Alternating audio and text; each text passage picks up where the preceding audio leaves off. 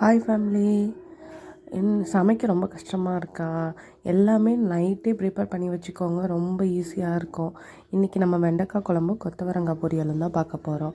வெண்டைக்காவை குட்டி குட்டியாக க்ளீன் பண்ணி கழுவி கட் பண்ணி வச்சுக்கிட்டு நல்லெண்ணெயில் நல்லா பொரித்து ஒரு பொன்னிறமாக வர அளவுக்கு நல்லா பொரித்து எடுத்துக்கிட்டிங்கன்னு வச்சுக்கோங்களேன், போதும். அதை எடுத்து அப்படியே தனியாக வச்சுக்கிட்டு தேங்காய், வெங்காயம், தக்காளி மூணுத்தையும் பச்சையாகவே அரைச்சிக்கோங்க.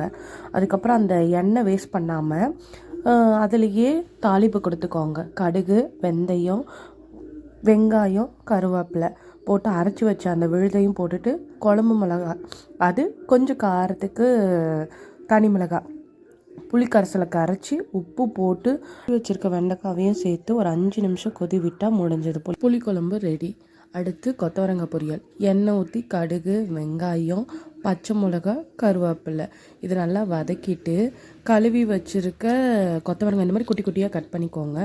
அதையும் சேர்த்து எண்ணெயிலே ஒரு 2 நிமிஷம் நல்லா வதக்கிக்கோங்க.